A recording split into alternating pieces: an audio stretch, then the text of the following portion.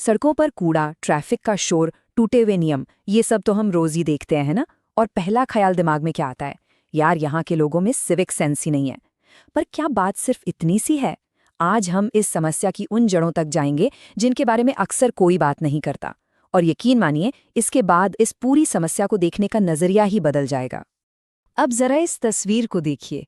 एक तरफ है कोपेनहेगन जैसा शहर, साफ सुथरे पब्लिक टॉयलेट्स, मक्खन जैसी सड़कें और एकदम शांत ट्रैफिक। और दूसरी तरफ है हमारे अपने शहर, कूड़े के पहाड़, उफनते गटर और ऐसे फुटपाथ्स जो या तो हैं ही नहीं या उन पर किसी ने कब्जा कर रखा है। देखकर लगता है ना जैसे दो अलग अलग दुनिया हों। तो सवाल फिर वहीं आ जाता है, क्या ये कमी हम लोगों में ही है? क्या हमारा स्वभाव ही ऐसा है? नहीं, बिल्कुल नहीं।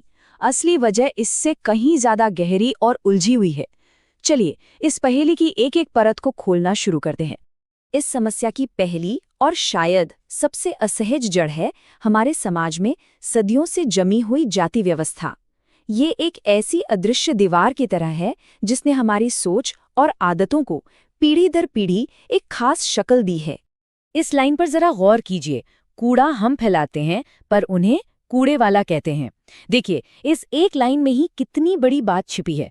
गंदगी पैदा हम करते हैं, लेकिन उस काम को करने वाले इंसान को हम उसी गंदगी से पहचानने लगते हैं।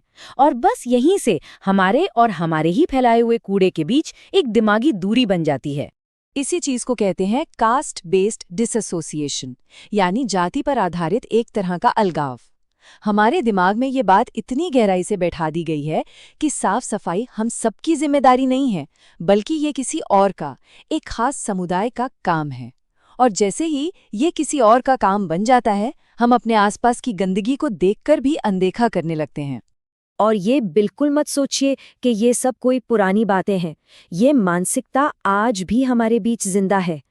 बड़ी बड़ी बिल्डिंग्स में डोमेस्टिक हेल्प के लिए अलग लिफ्ट होना, घरों में उनके लिए अलग बर्तन रखना, और ये कड़वी सच्चाई कि आज भी हमारे देश में ज़्यादातर सफाई कर्मचारी दलित समुदाय से ही आते हैं, ये सब उसी गहरी जड़ वाली सोच के सबूत हैं जो आज भी मौजूद हैं। तो एक बड़ी वजह तो हो गई हमारी ये सामाजिक मानसिकता, लेकिन ये कहानी का सिर्फ एक हिस्सा है। अब आते हैं दूसरी बड़ी वजह पर, और वो है हमारा फेल होता हुआ सिस्टम। लोगों में जरा भी सिविक सेंस नहीं है। देखो तो कैसे खुले में पेशाब करें। ये शिकायत हम सबने कभी न कभी सुनी भी है और शायद की भी है। गुस्सा आना भी स्वाभाविक है, पर क्या हमने कभी रुककर सिक्के का दूसरा पहलू देखने की कोशिश की है? और हकीकत अक्सर ये होती है। सोचिए उस स्ट्रीट वेंडर के बारे में जो दिन के 10 घंटे सड़क पर काम करता है।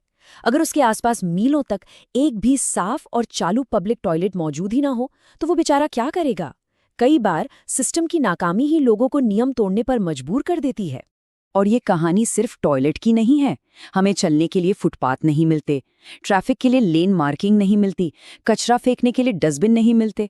जब सिस्टम ही हमें सही काम करने का मौका और सुविधा ना दे, तो फिर सिर्फ लोगों से नियमों के पालन की उम्मीद करना थोड़ा बेमानी सा लगता है। इसका एक मनोवैज्ञानिक असर भी होता है जो बहुत दिलचस्प है। देखिए, वही इंसान जो सड़क पर कूड़ा फेंक देता है, वो एयरपोर्ट या मेट्रो के अंदर ऐसा करने से हिचकिचाता है। क्यों? क्योंकि एक साफ सुथरा माहौल खुद ब खुद लोगों को उसे साफ रखने के लिए मजबूर करता है। सीधी सी बात है, जैसा माहौल होता है हमारा व्यवहार भी वैसा ही बन जाता है। चलिए, अब आते हैं तीसरी और शायद सबसे उलझी हुई वजह पर। यह है आपस में सहानुभूति की कमी और एक समाज के तौर पर हमारा बटा हुआ होना। ये स्लाइड हमारे शहरों की एक बहुत अजीब सच्चाई दिखाती है। एक तरफ करोड़ों के अपार्टमेंट कॉम्प्लेक्स हैं जिनके अंदर अपनी एक अलग ही दुनिया है, स्विमिंग पूल, जिम, हरे भरे लॉन। लेकिन उसी कॉम्प्लेक्स की दीवार के ठीक बाहर कूड़े के ढेर, टूटी सड़कें और गंदगी का अंबार है। मतलब हम अपने प्राइवेट बुलबुले में तो सब कुछ परफेक्ट रखना चाहते हैं, पर पब्लिक स्पेस या जो जगहें हम सबकी साझी हैं, उनकी जिम्मेदारी किसकी है? और ये मामला पैसे की कमी का नहीं है, ये एक तरह की सामंती सोच है, एक फ्यूडल माइंडसेट है। सोच ये है कि मेरा घर, मेरी गाड़ी, मेरा कॉम्प्लेक्स साफ होना चाहिए, बाहर सड़क पर क्या हो रहा है उससे मुझे क्या लेना देना। ये मेरा और हमारा के बीच का जो फर्क है ना, यही हमारी कमजोर सामुदायिक भावना को दिखाता है। तो ठीक है, हमने समस्या की 3 बड़ी जड़ों को समझा: जाति व्यवस्था वाली सोच, एक फेल होता हुआ सिस्टम और हम सबके बीच सहानुभूति की कमी। पर सिर्फ समस्या की बात करने से तो कुछ नहीं होगा। तो अब सवाल ये है कि इसका रास्ता क्या है। चलिए दुनिया भर के कुछ कामयाब समाधानों पर नजर डालते हैं। डेनमार्क का ये बॉटल डिपॉजिट सिस्टम देखिए, कितना कमाल का आइडिया है। जब भी कोई ड्रिंक खरीदी जाती है तो बॉटल के लिए कुछ एक्स्ट्रा पैसे देने होते हैं, और जब खाली बॉटल को मशीन में वापस डाला जाता है तो वो पैसे तुरंत वापस मिल जाते हैं। मतलब सिस्टम सजा का डर नहीं दिखा रहा, बल्कि एक इनाम दे रहा है। इसका नतीजा, हर खाली बॉटल कीमती बन जाती है। और ये बात सिर्फ बोतलों तक ही सीमित नहीं है। जरा इस टेबल को देखिए। जहां हम भारत में अभी तक गीले और सूखे कचरे को ही ठीक से अलग नहीं कर पा रहे हैं, वहीं डेनमार्क में हर नागरिक अपने घर पर कचरे को लगभग 10 अलग-अलग हिस्सों में बांटता है। ये दिखाता है कि वहां व्यक्तिगत जिम्मेदारी को कितनी गंभीरता से लिया जाता है। एक बात तो साफ है, सिविक सेंस किसी के खून में नहीं होता, इसे सिखाना और सीखना पड़ता है। जैसे जापान में ओ सोजी परंपरा है, जिसके तहत बच्चे अपना स्कूल और टॉयलेट तक खुद साफ करते हैं ताकि वो मेहनत का सम्मान करना सीखें। या जर्मनी को देख लीजिए, जहां रिसाइकलिंग बचपन से ही स्कूल के सिलेबस का हिस्सा है। यही छोटे छोटे कदम आगे चलकर एक समाज की आदतें बनाते हैं। तो फिर भारत के लिए आगे का रास्ता क्या हो सकता है? इन सारे उदाहरणों से 3 बातें साफ हैं। पहला, शिक्षा। सिविक सेंस, जातिवाद के खिलाफ सम्मान और साफ सफाई को स्कूली पाठ्यक्रम का एक जरूरी हिस्सा बनाना ही होगा। दूसरा, सुविधा। हमें ऐसा इंफ्रास्ट्रक्चर बनाना होगा जो सही काम करना आसान बनाए। हर जगह साफ टॉयलेट, डस्टबिन और चलने लायक फुटपाथ। और तीसरा, इन्फोर्समेंट।